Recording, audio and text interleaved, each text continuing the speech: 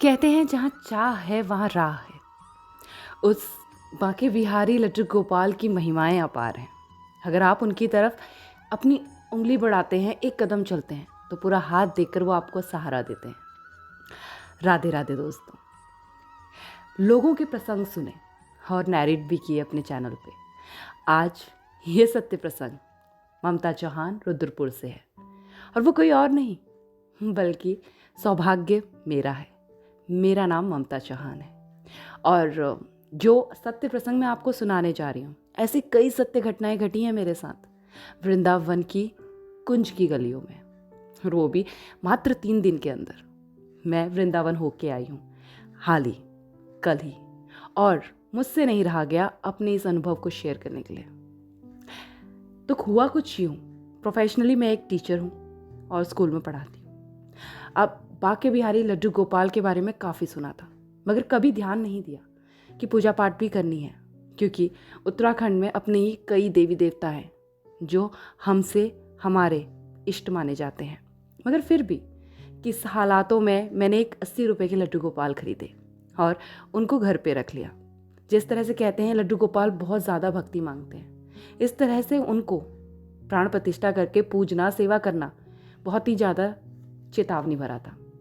मगर फिर भी मैंने जितनी हिम्मत करनी थी करके एक छोटे से लड्डू गोपाल 0 नंबर साइज़ के पूजने शुरू किए। धीरे धीरे 1 महीना, 2 महीना, 3 महीना, 4 महीना, 5 महीना लगाव होना शुरू हुआ। तो मन में जिज्ञासा बढ़ी कि चलो वृंदावन हो आते हैं। लेकिन कहते हैं ना कि जब वो आपको राह दिखाता है, जब वो चाहता है, तभी आप आ पाते हैं। और वहाँ पहुँचकर भी ऐसे कई इंसिडेंट्स हो जाते हैं कि आपको निराश होकर लौटना पड़ता है, और ऐसा ही कुछ मेरे साथ होने वाला था। आगे लग गया समय, 7 महीने बीत गए। अब इस जगह को मुझे अलविदा कहकर अपने पति के पास जाना है। इससे पहले मैंने अपनी एक दोस्त से, जो मेरी बहुत घनिष्ठ मित्र है, उससे बात की कि चलो वृंदावन हो आते हैं।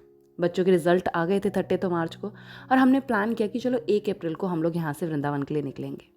लेकिन अब मैं शादीशुदा हूँ, मेरा एक बच्चा है जो मात्र 4 साल का है, और वो अनमैरिड। तो करीबन हम 3 लोग थे। जिम्मेदारी बच्चे की, छोटे से लड्डू गोपाल की, और डिसाइड किया था वहाँ से बड़े से लड्डू गोपाल लाऊंगी तो उनकी भी, साथ में लगेज, बच्चा और नया शहर। कैसे करें, क्या करें, कुछ समझ नहीं आ रहा था। हम सैकड़ों होटल देख चुके थे, मगर कोई भी होटल कहीं से कुछ प्रॉब्लमेटिक हो जाता तो कहीं से कुछ।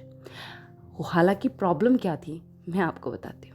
प्रॉब्लम ये थी कि जब हम रास्ते से जाते हैं, यहाँ से ट्रेन लेते हैं रुद्रपुर से, तो डायरेक्ट नहीं है, किच्छा की है 10:30 बजे की। 10:30 बजे की ट्रेन हमें एग्जैक्ट 4:30 बजे मथुरा पहुँचा देती है। और उसके बाद आप तो जानते हैं कि चेक इन का टाइमिंग होता है 10 बजे। उससे पहले कोई होटल आपको एंटरटेन नहीं करता। अब इतने छोटे से बच्चे के साथ, लड्डू गोपाल के साथ, एक अनमैरिड 20-21 साल की लड़की के साथ मैं कहाँ भटकती रेलवे स्टेशन पे।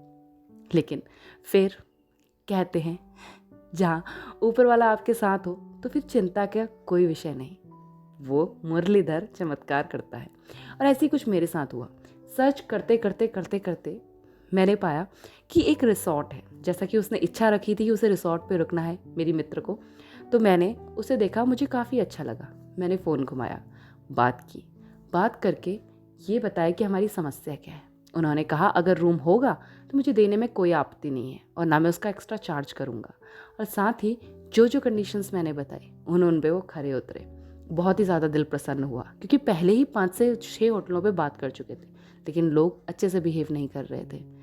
फाइनली ये समझ में आया जब मैंने उनसे उनका नाम पूछा, तो जो नाम उन्होंने मेरे को बताया वो अपने आप में ही एक कोइंसिडेंस हो सकता है। मगर मैं कहती हूँ अगर ऐसे कोइंसिडेंस होते हैं ना तो मेरे साथ बार बार हो। मैंने पूछा करीबन 10 मिनट की बातचीत के बाद कि सर आप अपना नाम बताएंगे। तो उन्होंने कहा मेरा नाम माधव है। माधव, कृष्ण का रूप, कृष्ण का स्वरूप। मैं नहीं जानती कि वो कृष्ण थे कि नहीं, लेकिन मेरे लिए जो मेरी समस्या को सुलझा सके वो माधव थे। उस रिसॉर्ट पे हमारे रुकने का केवल 1 दिन का प्लान था।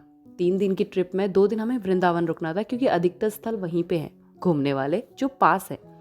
लेकिन भगवान की मंजूरी कुछ और ही थी। और वैसे भी हम चाहे कितने जतन कर लें, भगवान जो करवाना चाहते हैं वो करवा के ही रहते हैं। आप मानेंगे नहीं, इतना महंगा रिसॉर्ट होने के बाद भी हमने उसे ही चुना और पूरे 3 दिन वहाँ पर बिताए। 3 रात 4 दिन बिताकर हम वहाँ से खुशी खुशी बांके बिहारी के दर्शन कर वापस आए।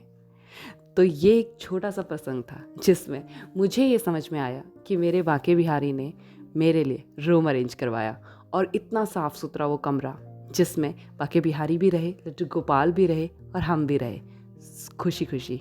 चाहे हमें वृंदावन से आने जाने में थोड़ा कष्ट हुआ, मगर जैसे ही कमरे में हम पहुंचते थे वो सारे कष्ट छूमंतर हो जाते थे। शायद बांके बिहारी लड्डू गोपाल की यही मर्जी थी। तो आज का सत्य प्रसंग तो यहीं तक, लेकिन ऐसे कई इंसिडेंट्स मेरे साथ 3 दिन में हुए, एक एक करके अपनी वीडियो में साझा करूँगी। और मैं यही मानती हूँ कि अगर आपके अंदर इच्छा है, आपका दिल पवित्र है, आत्मा स्वच्छ है, तो भगवान आपके साथ है। सही राह पकड़िए, क्योंकि जीवन का कुछ पता नहीं, आज है तो कल नहीं। जब तक हैं धरती पे तब तक खाने पीने के अलावा भी कुछ सत्कर्म कर लीजिए, ताकि जब ऊपर जाए तो वैकुंठ मिले, मोक्ष मिले। आज का सत्य प्रसंग यहीं तक। आशा करती हूँ आपको पसंद आया होगा। दिल के मेरे तारों को मेरे आभासों ने, मेरे अनुभवों ने छुआ, तो सोचा आपके साथ साझा करूँ। जल्द लौटूंगी अच्छे सत्य प्रसंग के साथ खुद का। तब तक अपना ख्याल रखिए और लगे रहिए लड्डू गोपाल की भक्ति में। कमेंट में लिखते हुए जाइएगा। श्री कृष्णा, राधे राधे, राधे राधे।